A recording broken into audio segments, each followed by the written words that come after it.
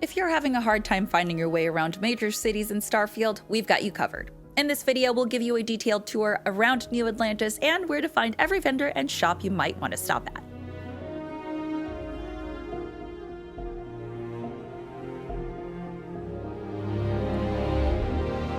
Since you'll be arriving on Jemison as part of the very first main story quest, there's no way to miss the city, and Alpha Centauri's system is located roughly near the center of the galaxy map, making it very easy to find. Since it's part of the United Colonies, you will unfortunately be scanned for contraband each and every time you enter the space around the planet in order to fast travel directly to any district. New Atlantis Spaceport is where you'll first enter the city, located on the bottom tier far down below the other districts, meaning you'll need to use fast travel or the Nest Atlantis tram system or the NAT to reach other places.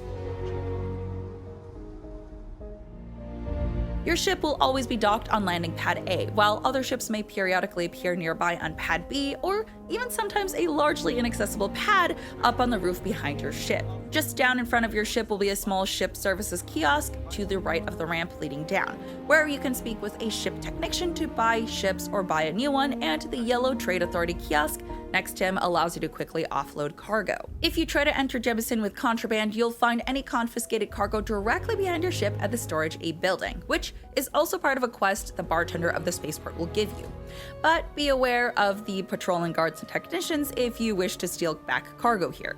Beyond the storage building, there's not much else on the landing pads aside from cargo link terminals between the two pads and a cafeteria past landing pad B that has a few items to steal in lockers.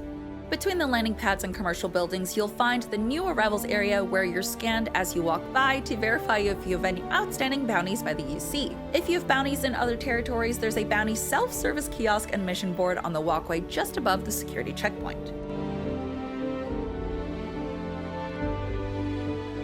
Run by Nissa Marcano, the Viewpoint is a bar and lounge for those hoping for a job as a crewmater aboard any starship that will take them. In addition to selling several themed alcoholic drinks, you can also speak to her about getting some impounded cargo back for a quest, Distilling Confidence. What? Are you kidding me right now? If you're searching for potential crewmates, a few randomized generic specialists can be found here, offering single skill boosts for a lower rate, but there are also a few notable characters lounging here as well. A strange man known only as the Hundred can also be found in the back of the viewport and will trade cryptic words with you before disappearing and vowing to see you another time. Jemison Mercantile is an extra general goods store to use if you've bled the Trade Authority kiosk dry. This store is run by Amoli Bava. While most of the items are sealed in display cases, you can still find a good amount of supplies to trade for, including a lot of apparel and a unique pistol called the Ace Sidearm. The store also has a back room with a single employee and a few food items you can try to steal. Great.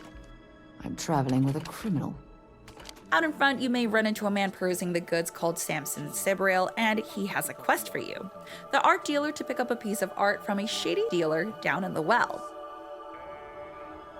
On the other side of the plaza from the viewport, you can spot a UC security office with a few signs outside advertising help wanted. Sergeant Yumi inside can fill you in and start the quest Keeping the Peace to become a part-time security officer. Just past that are the jail cells where a Varun zealot named Mirza is being kept, and opposite is a locker room area full of items.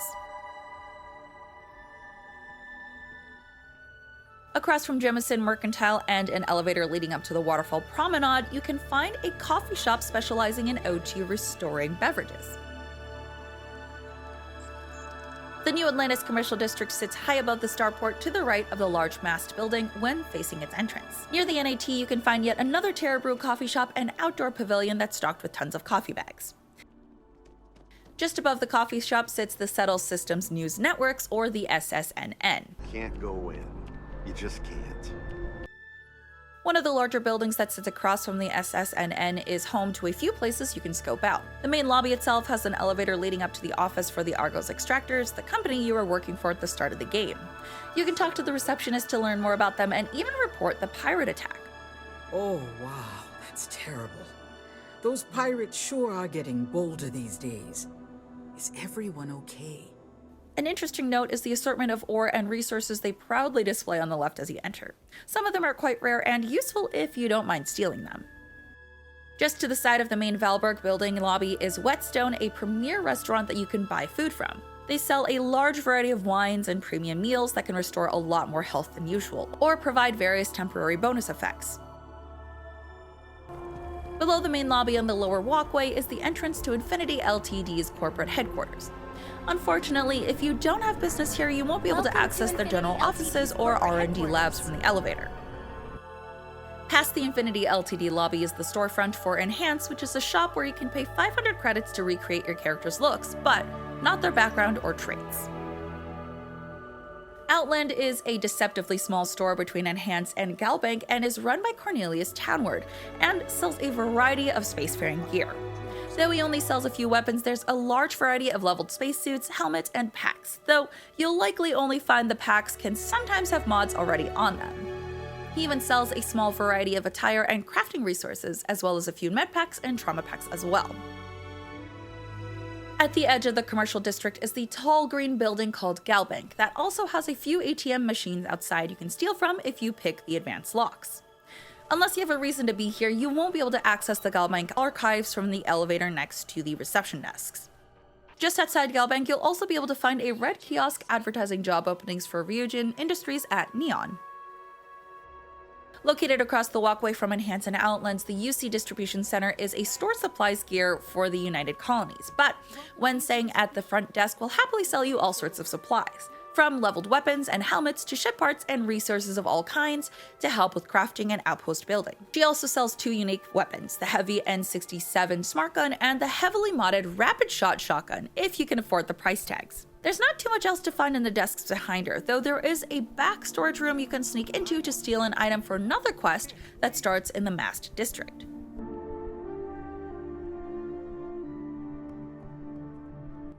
The Mast district is named for the large central building that sticks out of New Atlantis like a needle, and encompasses both the military, administration, and science triumvirate, as well as the headquarters of the UC Vanguard faction that is looking for new recruits to earn their citizenship. In the far outskirt corner of the district among the gardens is a modest building that houses the members of the Constellation. You'll be taken here during your first main quest while you meet the likes of Sarah Morgan, Mateo, Noel, and others. Over the course of your adventure, you'll be able to use it as a home base, and will always have a room available to you, as well as its multiple crafting benches in the basement.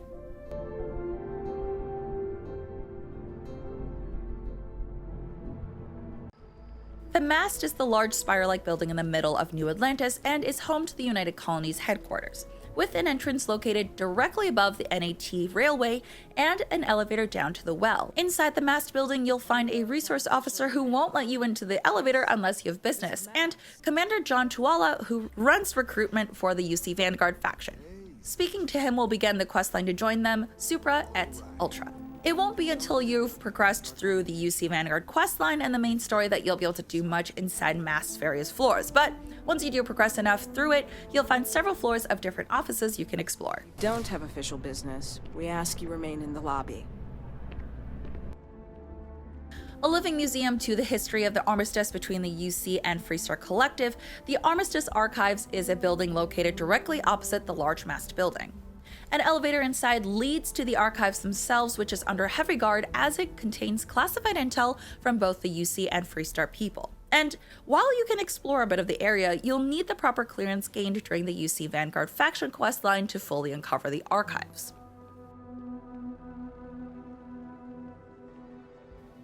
The Aphelion Realty building is located right outside the Armistice Archive building, and this small place of business can sell you your very own home in New Atlantis, provided that you earned your citizenship in the UC by completing enough quests for the Vanguard faction. After you complete the Friends Like These mission, you can purchase property in the well for just 30,000 credits. I don't blame you. Situated with a direct line of sight to the Colony War Memorial Flame outside the Mast building, the Freestar Collective Embassy have their home in this opulent building in the corner outskirts of the district. It's the home of the Collective's ambassador, but you'll need to progress the UC Vanguard questline if you want to speak with them directly. One of the major religions that was established after humanity took to the stars, this circular building, the Sanctum Universum, will often have a man named Keeper Aquilus giving a sermon out front. One of the people nearby, Marcus Lestari, will ask if you're interested in the religion and even give a quest for checking in on interested members, starting the quest an invitation. Depending on if you picked a certain religious perk for your character, the building may have more importance to you than others. Inside, you'll find Keeper Aquilus' office and a circular meeting area with a lore book called Among the Gravgems, and he'll recommend you'll read it. Excellent, excellent. The Varun Embassy is located on the very edge of the Mast district and is covered in vines and neglect given the current situation with the snake god worshippers, so you won't be able to access the embassy due to its locked doors and closed gates. However, you can find a side passage near Galbank leading to the locked side door that requires a unique key given to you during the UC Vanguard faction questline. The New Atlantis residential district is a slice of New Atlantis where most of its citizens live, and consists of several tall apartment towers and a few shops and services between them, with one of the New Atlantis trams on the far edge. This is also where you'll be able to live when you purchase your own home. Reliant Medical is located at the edge of the district closest to Mast, and this smaller building is a doctor's office. This is where Dr. Alexei Lebedev can cure most of what ails you for a nominal fee of 400 credits, but check his stock of medical supplies since buying those will be cheaper to fix specific ailments than shelling out 400 credits. But the doctor at Reliant Medical can also cure you of certain traits like empath and alien DNA. You can even make use of his pharmaceutical lab to craft your own supplies if you've got the right components. If you're looking to show off your fashion while strutting around town, look no further than this EIT clothier shop run by Farad Kalab. He sells tons of regular apparel that can be shown off when not wearing a suit. Unfortunately, all mannequins are sealed behind display cases and can't be stolen. Orion Tower is one of the tall residential towers in this district, with its lobby located directly next to the EIT clothier shop. Curtis Julian himself runs CJ's, a 49-hour round-the-clock convenience store that sells a vast assortment of foodstuffs, random from pre-packaged meals to raw produce and items you can use to craft your own meals, provided that you learn the recipes. Located across the Athena Tower and just below the tram area, Apollo Tower is another of the residential areas you can find, though exploration may be cut short due to the lobby elevator being inaccessible. However, if you have the kid stuff trait, you'll find your parents located in this apartment tower and you can visit them to chat and receive gifts. Between CJ's and the weapon shop, you can find another large residential tower known as Athena Tower. You're allowed to take the elevator up to a floor, but the residence here is locked and cannot be opened except by way of a computer. If the weapons you've been finding off spacers just aren't cutting it, you may want to check out this weapon shop called Centurion Arsenal, located near Athena Tower. Anya Griffin sells a huge supply of weapons from every main manufacturer, and they're likely to be leveled and increased in power as you level yourself up at certain milestones. While she doesn't sell any unique weapons, many of the items are usually modded or may even have a rare modifier on them. If you find that your purchased weapon is missing an extra bit of oomph, you can even make use of the weapon crafting station behind the counter to mod at will. Unfortunately, like the clothier store, all the display weapons are sealed behind cases and cannot be stolen. Located behind the weapon and food shops, Mercury Tower hides a deluxe penthouse apartment, but its access is restricted from the elevator until you have authorization. Chunks is a small building in the far corner of the residential district. This is the spot if you need a bite to eat, don't like cooking, and prefer your meals to be cubed. A Chunks kiosk will dispense a variety of different flavors, should you truly be desperate to stock up on easy meals. Found at the very top of the residential district near the tram, the Pioneer Tower has an elevator leading to family apartments that will likely be restricted to you. However, you can freely browse the nearby Dawn's Roost by the lobby. In the Dawn's Roost, you can purchase a variety of expensive foods and wine by the Royce Elgin behind the counter. And there's even a quest here for you if you talk to one of the patrons, Markeith Sutherland, who will start the quest Terror Brew to extract some coffee beans from the bellies of dangerous predators. I will have the coordinates sent to your ship. Be sure to check the large patio at the back of Dawn's Roost to find a small table holding a skill book, the New Atlantean 03, which adds a new recipe for you to cook. Located in the bowels of New Atlantis, the well is known as a much seedier underbelly that starkly contrasts the pristine beauty of the districts above. Despite its murky appearance, there's plenty of attractions and points of interest to find in the maze-like depths of the well. You can reach this place by either using the elevator next to the Terra Brew Coffee near the Spaceport, or the one located to the left of the tram under the Mast district. The medbay is located on the right after getting off the elevator from the Mast district, and you can find a UC officer named Luisa Reyes outside investigating power drains and brownouts in the well, starting the Tapping the Grid quest, which is also a good way to learn your bearings down here. She has a substation office on an upper level you can get to by going up the stairs just to the side of the elevator, and there's a novice level safe you can unlock while she's away. Inside the medbay, you'll find the clinic is run by Talia O'Shea, who tries to help the less fortunate with a cheaper alternative to the reliant medical above. She may not have access to as many medical supplies, but you'll still find a good deal of items to buy or even steal in some of the rooms here, as well as being able to use pharmaceutical tables to craft your own meds.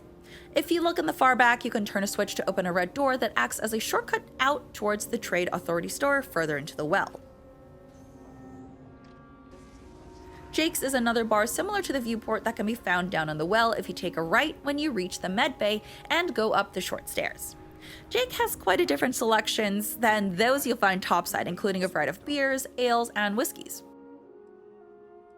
If you're looking for potential crewmates, a few randomized generic specialists can be found here, offering single skill boosts for a lower rate around 6,000, but there aren't any named companions to be found here, just a really annoying drunk guy. I like you with such conviction that I'm inclined to fight you right now. You're on your own.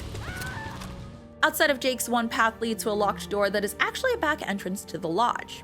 There's also a sign for an upper level. This leads up to a locked unfurnished residence that you can purchase once receiving UC citizenship and wraps around a long walkway that includes both a spacesuit and weapon workbench in various rooms, leading back to a broken walkway above the residence. If you drop down onto the pipes near the apartment's balcony, you can travel along the pipes to find a vent you can open on the right and drop into a sealed room with a slate titled For Sanvi and a weapon crate full of loot. You're trying to get us thrown into prison.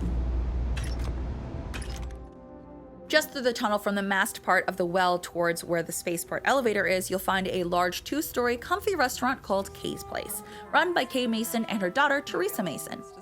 They sell all sorts of good food and drink, and there's plenty to snatch off tables if you're really desperate. The upstairs area also leads to Kay's home, which has a door requiring a key she keeps on her, but you can easily bypass it by going through the kitchen. In a small table to the side of the stairs down the kitchen, you can find a skill book, the New Atlantis 05, which will add a recipe for shepherd's pie for you to craft.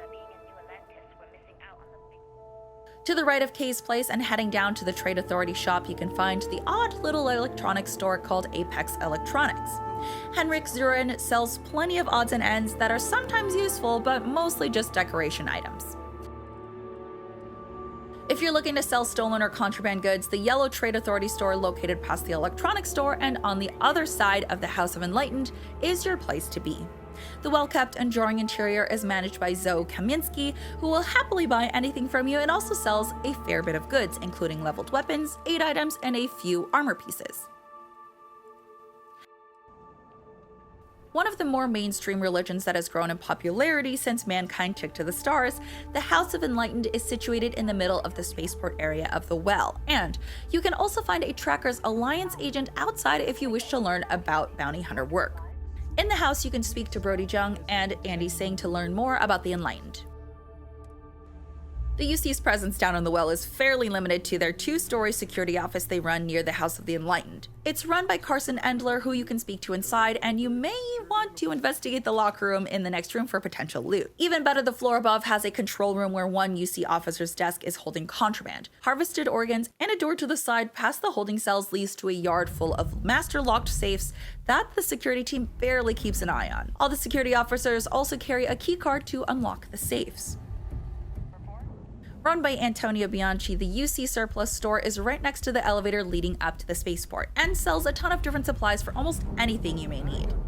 While he may not sell unique weapons or gear, he does have a pretty large selection of leveled weapons that also include grenades, apparel, and a few aid items.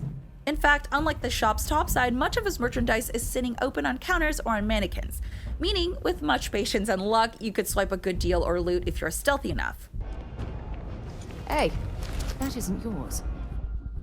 That's the grand tour of New Atlantis. Let us know if this video was helpful in the comments, and be sure to stay right here at IGN for all of your Starfield guide content.